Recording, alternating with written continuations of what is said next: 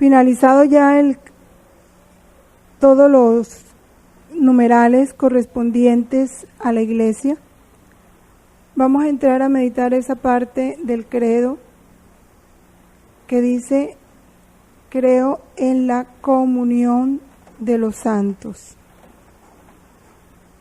A partir del numeral 946 del Catecismo. Para nosotros poder decir con el corazón, no solo con los labios, sino con el corazón, creo en el Espíritu Santo, entonces creo en la comunión de los santos, tenemos que saber a qué se llama comunión de los santos. La iglesia es la asamblea de los santos, la asamblea de todos los santos. Entonces, cuando hablamos de comunión de los santos, estamos hablando de comunión en la iglesia. ¿Por qué comunión? Ya todos conocemos lo que es el término comunión, ¿no? Esa unión íntima, esa comunidad de vida. Cuando se habla de comunión, estamos hablando de comunidad de vida y comunidad de bienes. Y este sentido de iglesia aquí se da en una forma total.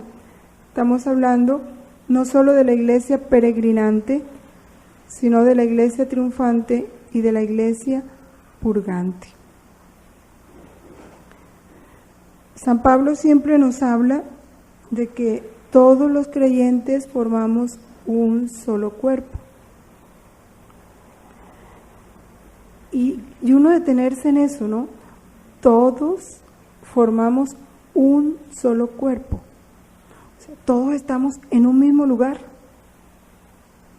No estamos dispersos, no pertenecemos a seres diferentes, a un solo cuerpo, cuya cabeza es Cristo.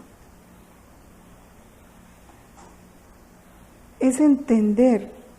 Cuando con el corazón entendemos esto, yo creo que es suficiente para acabar cualquier división, cualquier separación, cualquier distanciamiento. Estamos en un solo cuerpo. Esa cabeza es Cristo. Y lo que se comunica, esa comunión, se da en razón de la cabeza, que es Cristo, ¿sí? Porque Él es el miembro más importante. Él es el que regula esa comunión. Por eso es el bien de Cristo el que se comunica a todos los miembros. Porque la cabeza es Cristo, pero la vida de ese cuerpo, ¿cuál es? La vida de Cristo. Esa es la que se nos da en el bautismo. ¿Por qué se nos da la vida de Cristo en el bautismo? Porque en el bautismo nos mete en Cristo. Nos injerta en Cristo. Es como si ese cuerpo se fuera formando en la medida en que se van bautizando las personas, ¿no? Van entrando a ese cuerpo hasta que alcance la totalidad de sus miembros en número y en estatura, en crecimiento espiritual. Ahora, la vida de ese cuerpo es Cristo, y esa vida se nos comunica a través de ¿qué? Del Espíritu Santo. Y ese Espíritu Santo, que es la misma vida de Cristo, es el que se nos da a través de los sacramentos. Porque Cristo en cada sacramento dejó su vida. Cuando yo me acerco a un sacramento, me acerco a alimentarme de esa vida de Cristo. Entonces, Él me da su vida para que la vida de Él que está en mí se fortalezca y alcance su plenitud. Por eso todo se da en razón de Cristo.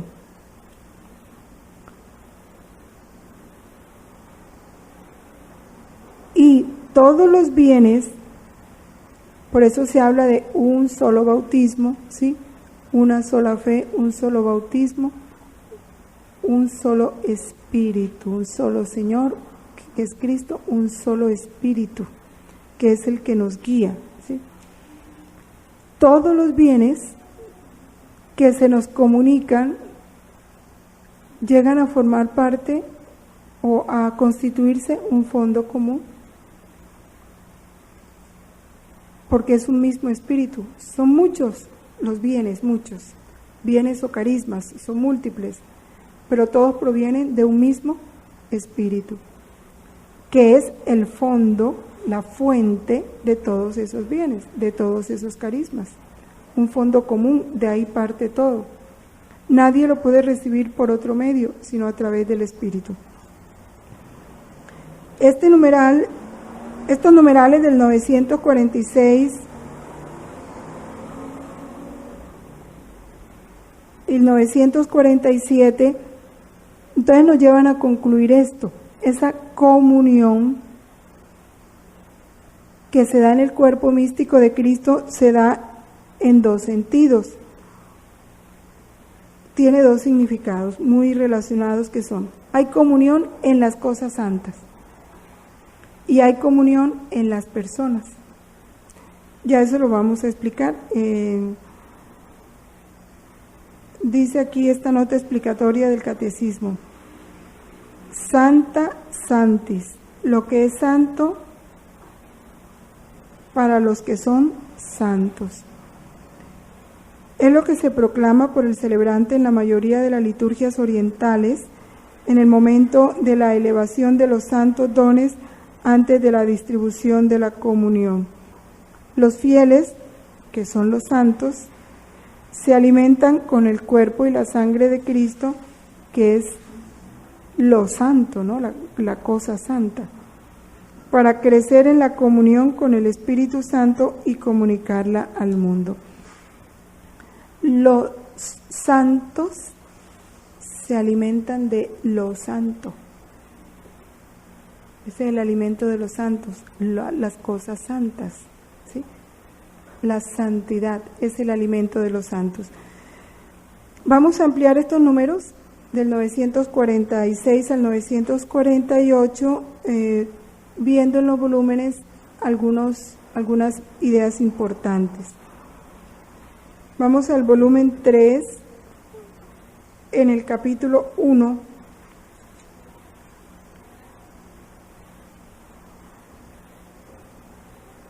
Nos está hablando precisamente de lo que es el alma víctima,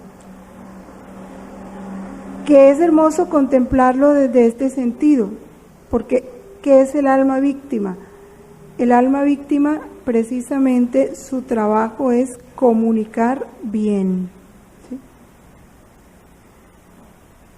Y el mal que deben sufrir todos los miembros que están funcionando mal, que no están en santidad, que están en pecado, que están entorpeciendo el crecimiento del cuerpo místico de Cristo, lo tiene que sufrir el alma víctima, para que los bienes que ella posee de santidad se llegue a esos miembros que están enfermos y sanen. Ese es el intercambio hermoso que se da. En este capítulo 1, Luisa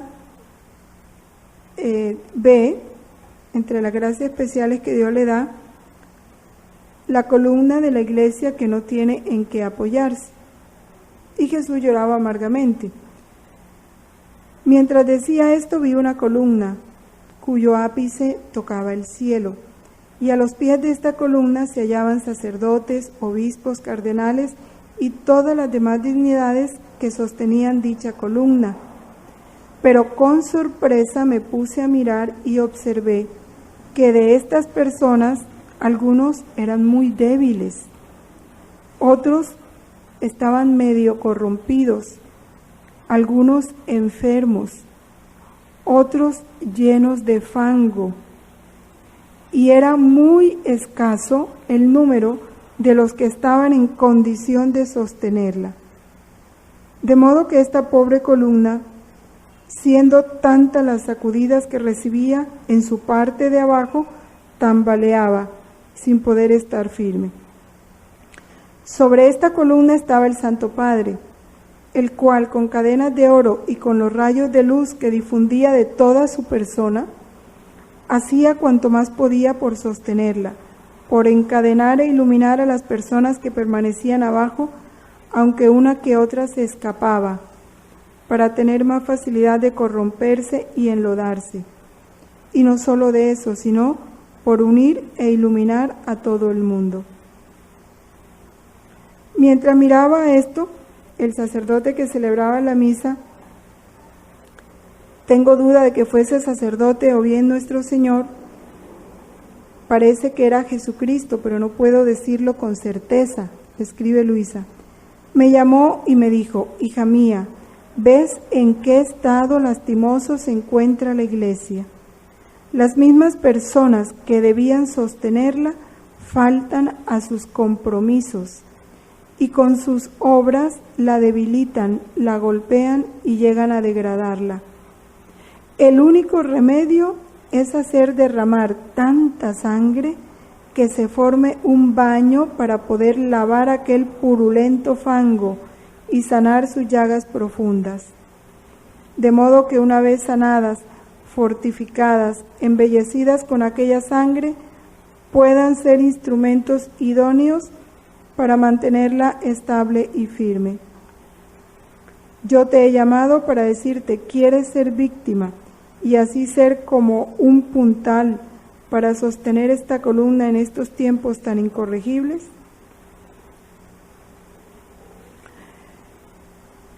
Aquí entendemos cuál es el oficio de la víctima, ¿no?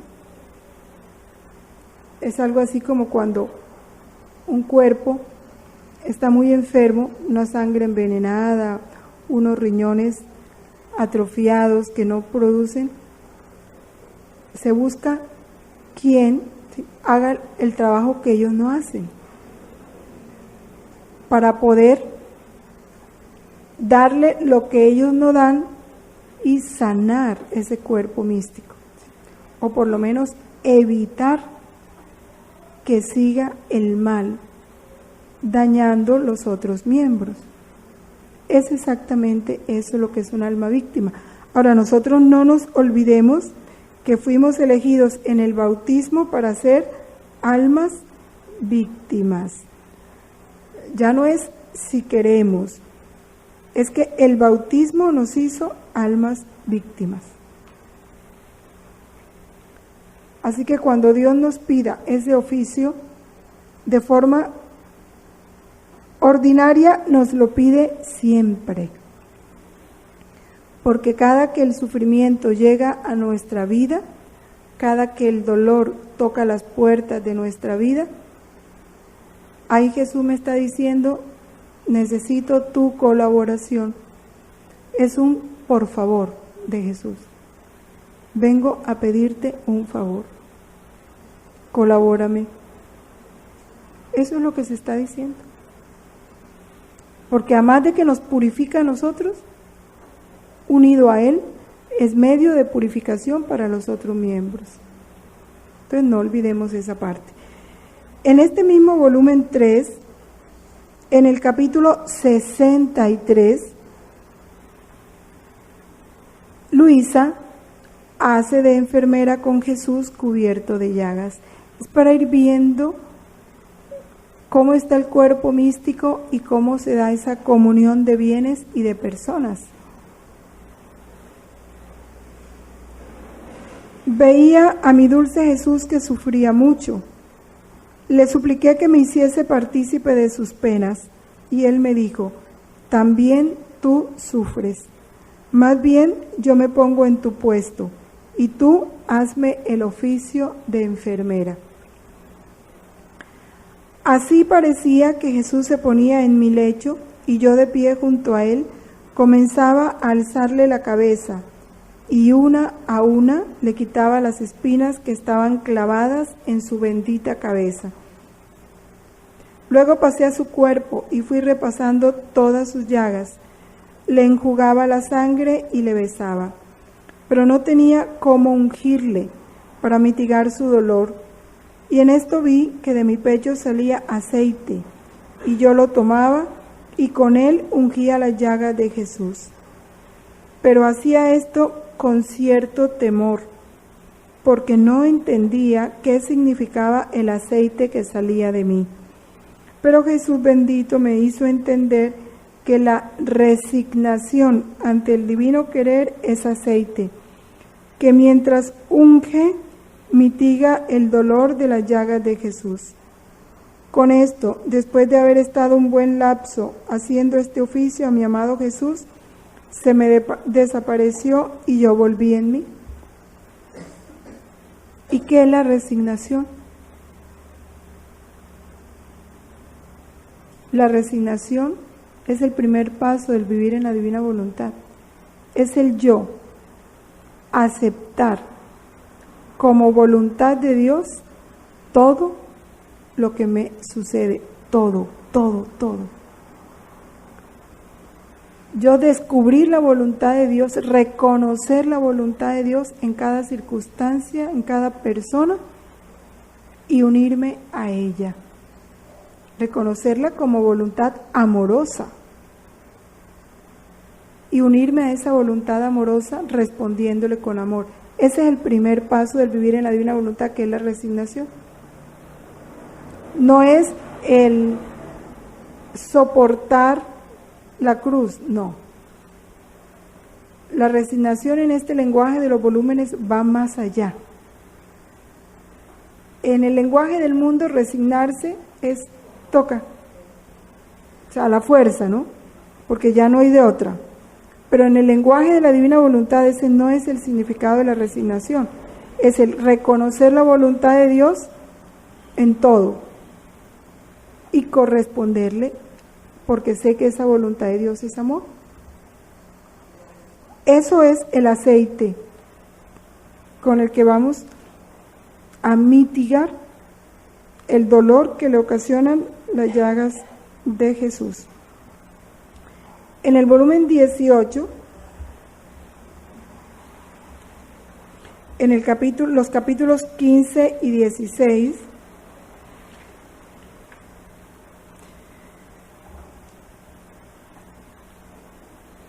habla de que los actos del alma que vive en la divina voluntad forman un rocío celestial que cubre a todas las criaturas. Por eso, el vivir en la divina voluntad es la plenitud de la vida cristiana, del bautismo, porque el bautismo nos hace víctimas, pero cuando uno empieza a cumplir ese oficio de víctima, perfecto en la divina voluntad. Porque cada muerte de mi voluntad, no necesito ser víctima como Luisa, una víctima extraordinaria, no. Cada muerte de mi voluntad es ya un bien que recibe el mundo entero. Toda la iglesia se beneficia de ese bien, de ese acto divino.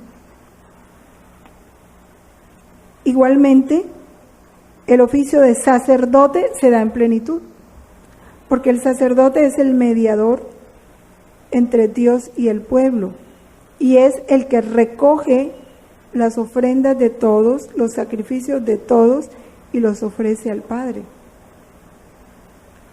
Y el alma que vive en la voluntad de Dios es un sacerdote perenne, porque está uniendo en su acto el acto de todas las criaturas. Y recogiendo en su acto el acto de todas las criaturas, Él lo coloca en el altar de su persona, de su vida, y se los ofrece al Padre en nombre de todos, para impetrar bienes para todos. Eso es lo que hace el sacerdote.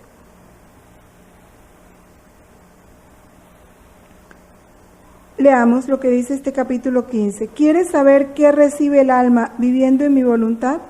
Recibe la unión de la voluntad suprema con la suya. Y en esta unión, mi voluntad asume la tarea de dar la paridad de la suya con la voluntad del alma. Mi voluntad es santa, es pura, es luz, y quiere hacer pasar al alma a su santidad, pureza y luz.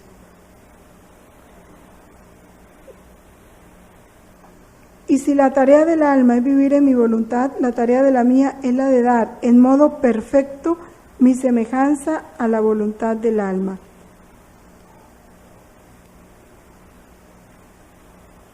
Ahora, la voluntad de Dios, ¿qué encierra en sí? Todos. Dice, en su corazón estamos todos unidos. Si nosotros tomamos la voluntad de Dios, vamos a poseer todo lo que Dios es. Ahora, si el rocío hace tanto bien a las plantas, a menos que caiga sobre leña seca, cortada de las plantas, o bien sobre cosas que no contienen ninguna vida, y si bien éstas quedan cubiertas de rocío y como embellecidas, pero para ellas está como muerto, y al despuntar el sol poco a poco se le retira. Mucho más bien hace el rocío que hace descender mi voluntad sobre las almas, a menos de que estén del todo muertas a la gracia, y aún así, con la virtud vivificante que posee, trata de infundirles un soplo de vida. Pero todos sienten, quien más, quien menos, según sus disposiciones, los efectos de este rocío benéfico. Qué interesante, todos sienten, aun los que están en pecado mortal, sienten ese rocío benéfico. Así sea para que se den cuenta que están en pecado y empiecen a sentirse mal. Ya eso es un bien, que no estén contentos. La divina voluntad, dice el capítulo 16, es vínculo de unión y de comunicación.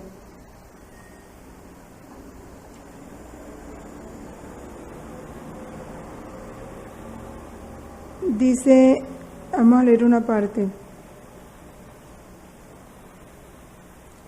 Quitada mi voluntad, que une y vincula todo, entró el desorden, el caos, la desunión, las debilidades, las tinieblas. Solo el vivir en mi querer reordenará de nuevo este cielo y lo hará resplandecer con nueva luz. Por eso te digo que quiero encontrar a todos y a todo en ti. Esto nos lo dice a nosotros. Jesús quiere encontrar a todos. Los de Rusia, los de Pakistán, los de Indonesia, los de África, a todos en nosotros. En cada acto nuestro, Jesús los quiere encontrar a todos. Que si Él cogiera su lupa divina y la pusiera sobre ese acto, ahí viera a toda la humanidad realizando con nosotros ese acto, porque en su voluntad está toda la humanidad. Por eso te digo que quiero encontrar a todos y a todo en ti. Mi voluntad, acto primario de todas las criaturas, celestes y terrestres, te llevará a la comunicación de todos los actos de ellos, y tú quedarás ligada a ellos y ellos a ti. Comunión de los santos. Comunión de bienes, entonces habla de todo. Y comunión entre las criaturas habla de todos. Por eso el vivir en mi querer encierra todo y a todos. Entonces, sé atenta, pues quiero darte la cosa más grande que existe, pero quiero de ti suma atención, porque quien mucho da, mucho quiere recibir.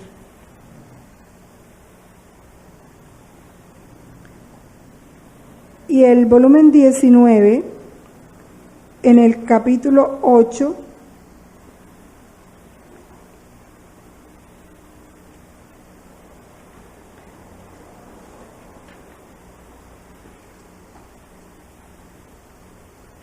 por eso,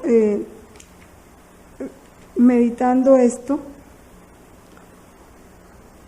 ya cuando nosotros recemos el credo, vamos a poder decir con más conciencia, ¿no? Creo en la comunión de los santos. Es como un decir, creo que en cada acto hecho en la voluntad de Dios, yo me vinculo a todo y a todos. Pero ya creerlo con certeza, reconocerlo y procurarlo, claro.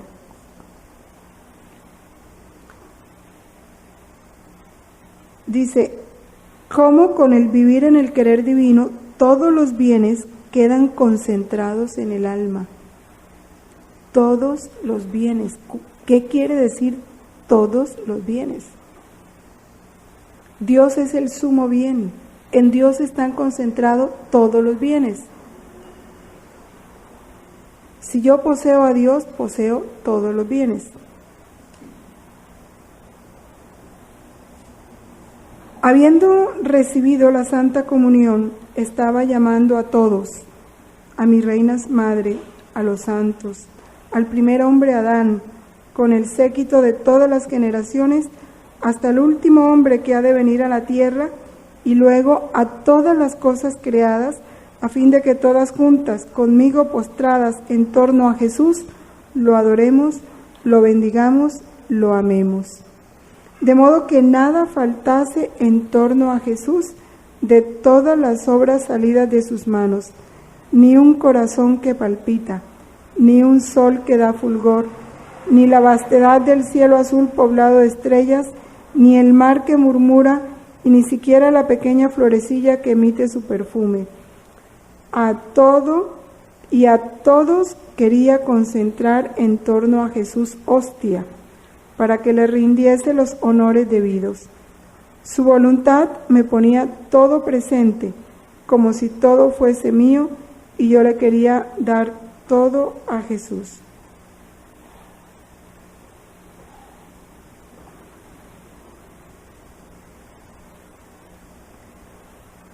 Este es el gran bien que contiene y trae mi voluntad, y en quien vive en ella concentra los bienes de todos, porque no hay bien que no traiga mi voluntad, la cual une el alma a todos y a todo lo que pertenece a ella.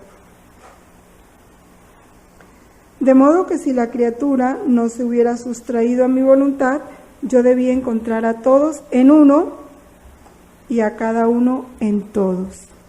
Ahí está la perfecta unidad. Encontrar a todos en uno. Que te mire a ti y los encuentre a todos. Que te mire a ti y los encuentre a todos. Y que me busque a mí en todos y me encuentre en todos. Es la perfecta unidad. ¿Sí? No debía haber ni tuyo ni mío, ni en el orden natural ni en el orden espiritual.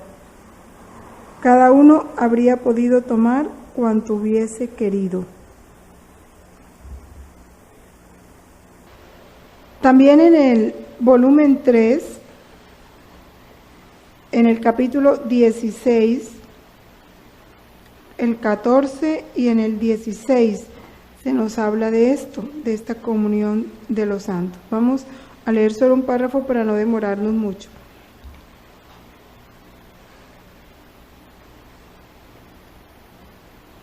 Habla en el 14, habla de lo que lo hieren, las ofensas que recibe de quien frecuenta las cosas santas de la iglesia. Pero lo más importante de esto es dijéramos, el efecto contrario, ¿no? El alma víctima comunica bien, inyecta salud al cuerpo. Y las almas que ofenden a Jesús, sobre todo los que manejan las cosas santas, bloquean la gracia. Hija mía, cuánto impiden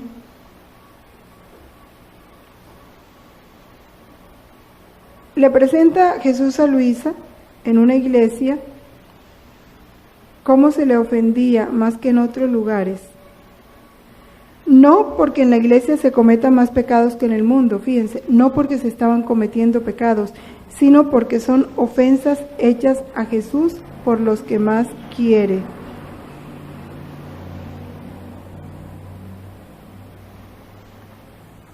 Por aquellos mismos que deberían exponer el alma y el cuerpo para defender el honor y la gloria de Dios. Por eso sus ofensas llegan con más dolor a su corazón. ¿Qué le muestra a Jesús? Unas almas devotas que por bagatelas insulsas no se preparaban bien a la comunión, fíjese. Y esas son las ofensas que más hieren el corazón de Dios, el no prepararse bien a la comunión. Su mente, en vez de pensar en Jesús, pensaba en sus pequeños disturbios, preocupaciones, problemas, en tantas cosas sin valor. Lo que tiene que comprar, lo que compró, lo que pasó, lo que le dijeron, y esta era su preparación. Cuánta pena daban estas almas a Jesús y cuánta compasión daban ellas mismas, que se fijaban en tantas pajas y tantas frivolidades, mientras no se dignaban volver una mirada a Jesús. Y este es el efecto que produce. Hija mía, cuánto impiden estas almas que la gracia se derrame en ellas. Yo no miro las pequeñeces, sino el amor con que se acercan, y ellas lo cambian todo. Hacen más cuenta de la hojarasca que del amor. Mejor, el amor destruye la hojarasca, pero con mucha hojarasca no se acrecienta ni un poquito el amor, más bien se lo disminuye. Pero lo que es peor de estas almas es que se turban tanto, pierden mucho tiempo, quisieran estar con los confesores horas enteras para decir minucias, pero nunca ponen manos a la obra con una buena y esforzada resolución para arrancar estas hojarascas. ¿Y qué decir de los sacerdotes de estos tiempos? Actúan casi satánicamente, llegando a hacerse ídolos de las almas. Por mis hijos mi corazón resulta más traspasado. Me ofenden más, ofenden las partes de mi cuerpo, pero los míos me ofenden en las partes más sensibles y tiernas, hasta en lo íntimo del corazón. Enfermamos a Jesús del corazón. Es a veces uno no piensa, ¿quién se iba a imaginar que un comulgar superficialmente puede producir esto? Lastimar el corazón del cuerpo de Cristo. Y si lastima el corazón, porque el corazón es el que lleva la vida, todo, ¿no? O sea, eso va a resonar en todo el cuerpo. Porque habiendo podido yo hacer un acto divino, no lo hice. Y el rocío que debieron haber recibido todas las almas para embellecerse, para refrescarse, se pierde por yo estar enfrascada en mis cosas. Es el dolor, ¿no? Y en el capítulo 16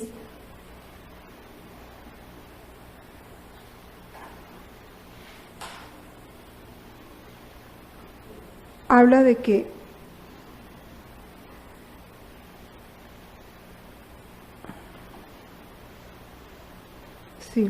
de las alabanzas o desprecios de los demás. que cuando el corazón está lleno del conocimiento de sí mismo, ¿ve? O sea, yo soy nada, las alabanzas de los hombres son como olas del mar que se alzan y hacen ruido, pero nunca salen de su orilla. Debes estar atenta a esto, que de las alabanzas y de los desprecios de las criaturas no debes hacer ningún caso. Porque eso es lo que nos turba. Y en el capítulo 18 de este mismo volumen 3, habla de que en la iglesia está simbolizado todo el cielo y que los miembros sanos y luminosos y los miembros infectados y tenebrosos también están en ese cuerpo místico. Habla muy bonito de este cuerpo, esta comunión de los santos. Dice que en la iglesia está dibujado todo el cielo. Y que así como en el cielo una es la cabeza, que es Dios, y muchos son los santos de diversas condiciones, órdenes, méritos, así en la iglesia purgante también hay una cabeza, que es el Papa, ¿no? Y en la triple corona, o sea, la tiara, que circunda esa cabeza del Papa, está simbolizada la Santísima Trinidad. Y fíjense esto, hubo una época en la iglesia en que se empezó a criticar mucho la tiara del Santo Padre. Pero, ¿por qué? Porque no se conoce su significado. Si esa tiara simboliza la Santísima Trinidad, que es una realidad, porque Dios es la cabeza de la iglesia triunfante y Dios es la cabeza de la iglesia purgante, pero esa cabeza invisible tiene una cabeza visible, que es el Papa. Y así como en Dios está la Trinidad, la tiara simboliza lo que es, ¿sí? En el Papa está representada la autoridad de la Santísima Trinidad, que es la voluntad de Dios. Si se conociera el significado de las cosas, era tontería ponerte a pensar si la tiara del Papa era de oro, de piedras preciosas, lo que fuera. ¿No lo merece acaso la Santísima Trinidad? ¿Sí? Si eso va a simbolizar la Santísima Trinidad, pues poquito es que sea de oro. ¿Sí o no? Pero es toda nuestra ignorancia que nos lleva a veces a decir tonterías, sandeces, porque ponemos el sentido y el significado en lo que no es. Muchos son los miembros que dependen de esta cabeza, las diversas dignidades, obispos, cardenales, párrocos, diversas órdenes superiores e inferiores, desde el más pequeño hasta el más grande. Todos sirven para embellecer mi iglesia. Cada uno, según su grado, tiene la función a él encomendada. Ahora, con el exacto cumplimiento de las virtudes, llega a dar de sí en mi iglesia un esplendor lleno de fragancia, de modo que la tierra y el cielo quedan perfumados e iluminados. ¿Cuándo? Cuando cada uno cumple exactamente la misión que se le encomienda. Si no, si eso hacen, derraman perfume y luz. Y todos quedan cautivadas de esta luz y de este perfume, que resulta casi imposible no rendirse a la verdad. Y aquí viene enseguida una conclusión para nosotros. Este es el reino de la verdad. La verdad tiene que triunfar para que Dios reine. Pero el reinado de esa verdad se dará en la medida en que cada uno de nosotros exhalemos perfume y luz. Porque de allí es lo que va a hacer que la gente se rinda a la verdad. Dejo a tu consideración, esto para nosotros, aquellos miembros infectados que en vez de dar luz, dan tinieblas. Cuánto desgarramiento causan en mi iglesia. A ellos nos toca llegar con nuestros actos, porque estamos ligados a ellos. No lo podemos negar. Hay otros capítulos interesantes antes de pasar a los otros numerales que están en el volumen 4. Están los capítulos 63, los voy a decir porque no los vamos a alcanzar a leer todos. El 87, todos del volumen 4, ¿no? El 143 y el 144. Voy a decir la idea de lo que trata cada uno. Toda la humanidad, desde el primero hasta el último hombre, está presente en Jesús crucificado. Y cada uno en particular.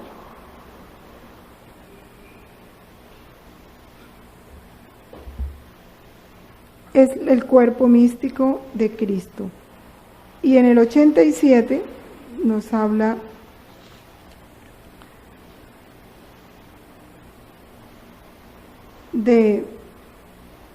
es el 86.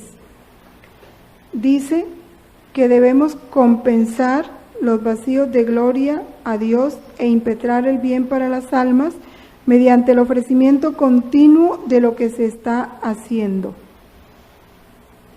Y aquí venimos a algo que metamos en el cenáculo de italiano, el ofrecimiento continuo de lo que se está haciendo.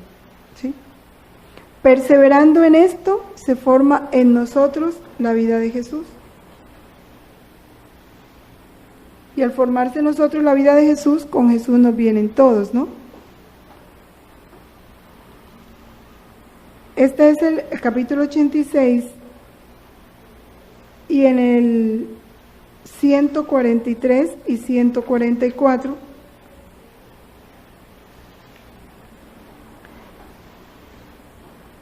nos habla,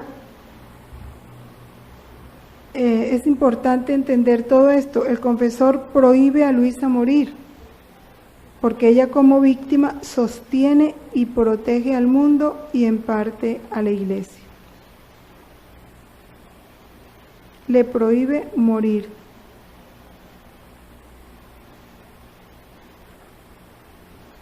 Que una criatura sosteniendo la iglesia. ¿Y qué es la iglesia? Todos los bautizados, a punto de derrumbarse, y un alma, una, la sostiene. ¿Pueden imaginarse un ejército de almas víctimas en el sentido de disponerse a dejarse matar esa voluntad humana como Dios quiera matarla, para que Él reine? Morir nosotros para que Jesús reine. ¿Cuánto bien se hará la iglesia? Y ahí es donde, meditando, uno tiene que pensar, ¿por qué todavía hay tanto mal en el mundo? ¿Hasta dónde nosotros no hemos tomado seriamente nuestro papel?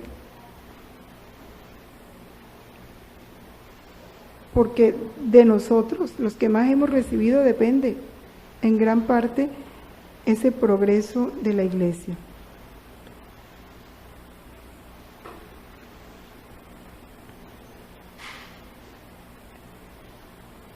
Y Luisa, es bonito ver esto. Luisa quiere irse para el cielo. Así nos lo explica el capítulo 144 de este volumen 4. Jesús la llama, los santos la llaman, los ángeles la llaman a que se vaya con ellos. y el confesor no la deja. Pueden imaginar otra pena de Luisa. ¿Para qué hace eso? Porque ella tiene que sufrir eso, ¿sí? En favor de todos los que no quieren irse para el cielo. Y Dios les da el momento de irse para el cielo con la muerte y están pidiéndole a Dios no morirse y seguir en la tierra. ¿Ah? Pueden imaginar el dolor de Dios, de darle ya el tiquete a su hijo: vente conmigo, vente a descansar, te voy a dar vacaciones eternas. Y el hijo le desprecia y quiere aferrarse ahí, a lo que perece. Dolor para el corazón del padre. Y Dios hace sufrir a Luisa ese dolor de no irse para el cielo, para reparar por los que se van para el cielo, no quieren irse para el cielo.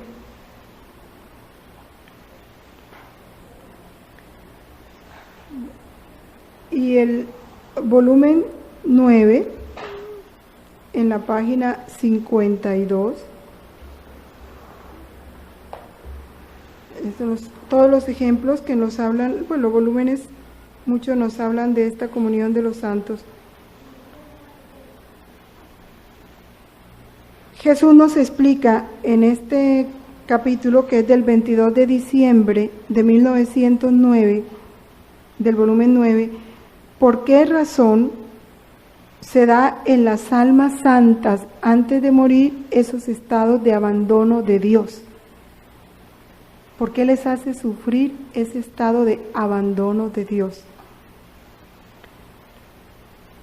A casi todas las almas a las que me he comunicado en modo extraordinario, he permitido al fin de la vida estos estados de abandono. Y esto no solo por otros fines míos, sino para quedar honrado y justificado en toda mi conducta.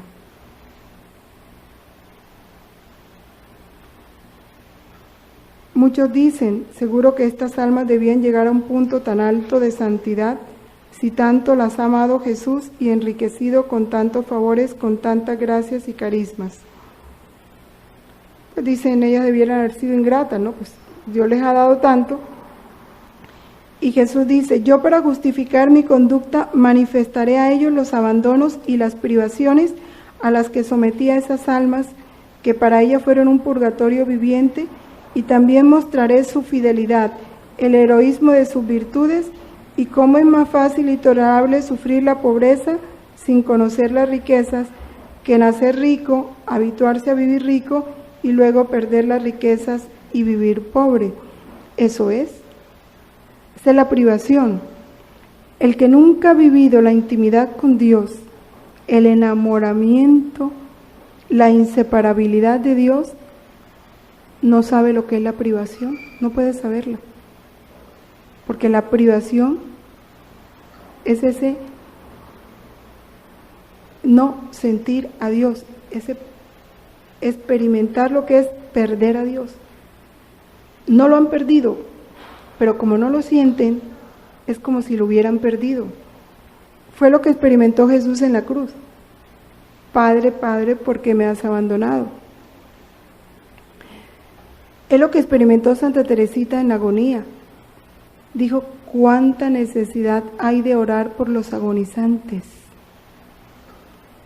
Ella vivió lo que viven muchos en la agonía. Esa ausencia de Dios. Acuérdense que tuvo una prueba de fe por 2 años. Y muchos santos han vivido eso, y Jesús se los explica. ¿Para qué? Para honrarse él mismo, para ver cómo ellas, pese a esa, dijéramos que son como unas torturas espirituales, son penas de infierno, dice Luisa en los volúmenes, la privación. Dios las somete a ellas, y ellas con su fe, con su confianza, perseveran en el amor, a pesar de no sentir eso. Dice, es más que martirio, yo mismo me he apiado tanto que casi se me despedaza el corazón por la ternura, y estoy obligado a sentírmelo despedazar tan continuamente que no puedo resistir. Todos los ángeles y santos tienen la mirada fija sobre ellas y me la vigilan para no dejarla sucumbir, sabiendo el martirio que sufre. En favor de, ¿sí? Siempre es en favor de. Ahora, esta es la comunión de los santos. Ahora vamos a ver la comunión de los bienes espirituales. ¿Cómo se comunican los bienes espirituales? ¿Cuáles son los bienes que se comunican? Se dice en los Hechos de los Apóstoles, cuando se habla de la primitiva comunidad cristiana, que ellos ponían todo en común y acudían asiduamente a la enseñanza, a la oración, a la comunión, a la fracción del pan. ¿Cuál es esa comunión? Primero, la comunión en la fe.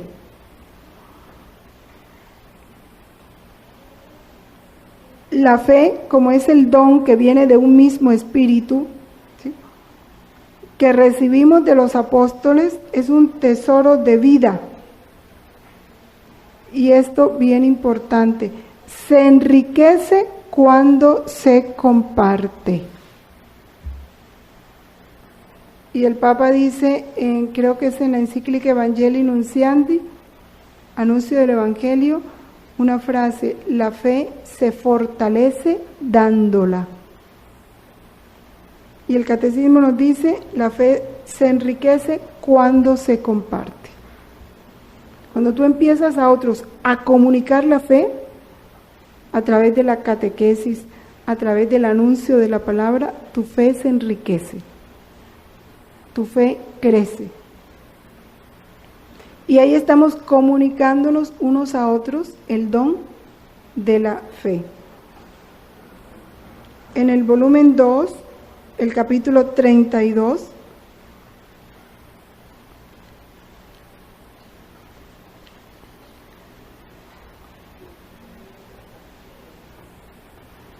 nos habla del gran pecado que es impedirle a una criatura recibir el don de la fe por el aborto.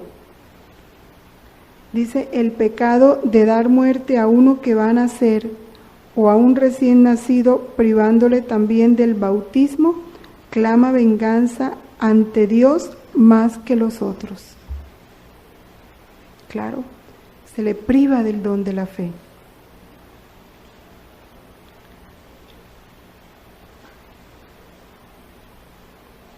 Luisa, pues Dios le presenta ver esas ofensas que cometen los hombres. Una niña recién nacida a la cual debían darle la muerte sin administrarle el santo bautismo. Dios le muestra a Luisa eso, un aborto.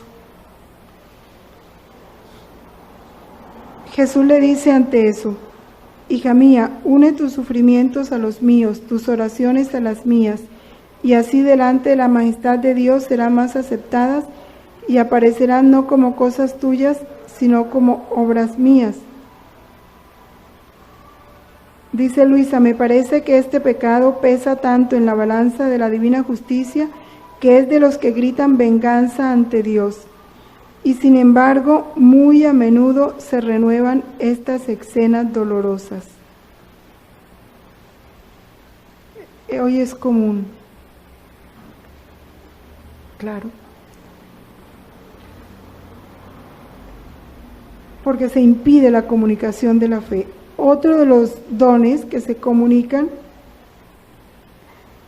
los bienes se comunican a través de los sacramentos. El fruto de los sacramentos pertenece a todos. Qué importante. No solo al que lo recibe, sino a todos. Mi comunión, el fruto de mi comunión pertenece a todos. El fruto de la Eucaristía en la que yo participo pertenece a todos. Vamos en el numeral 950. ¿Sí? Porque los sacramentos y sobre todo el bautismo que es como la puerta por la que los hombres entran en la iglesia, son otros tantos vínculos sagrados que unen a todos y los ligan a Jesucristo. Por eso la comunión de los santos es la comunión de los sacramentos. Entonces yo no puedo decir creo en la comunión de los santos e irme a recibir el sacramento solo para mí. Ya yo con este conocimiento, nada en mí debe ser individual. Ya nosotros nos podemos llamar humanidad, porque en cada acto nuestro tiene que estar encerrada toda la humanidad.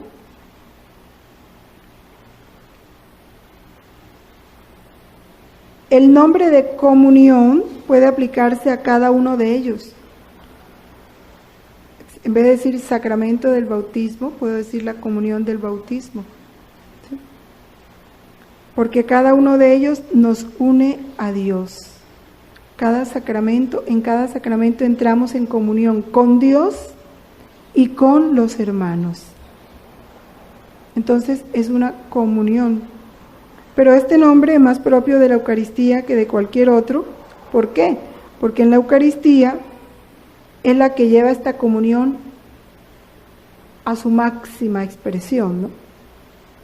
Porque todo un Dios en donde está todo, porque si Jesús en la encarnación nos tomó a todos y en cada acto de su humanidad nos encerró a todos, y ahí en la Eucaristía Él perpetuó su encarnación, su vida, su pasión, su muerte y su resurrección.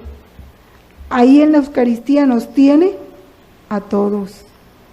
Entonces cuando yo lo comulgo a Él, estoy en unión, entro en comunión con todos. Porque esto está ahí vivo, en cuerpo, sangre, alma y divinidad. De estos, hay en el volumen 2, está el capítulo 53, donde nos amplía esto.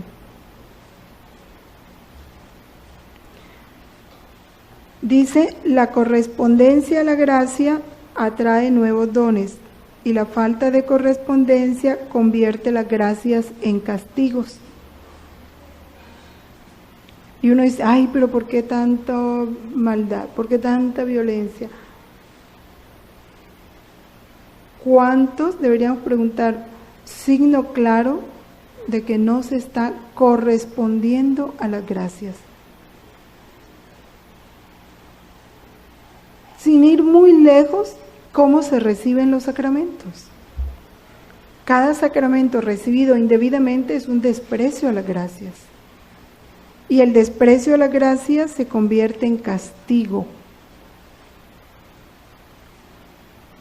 Qué duro esto.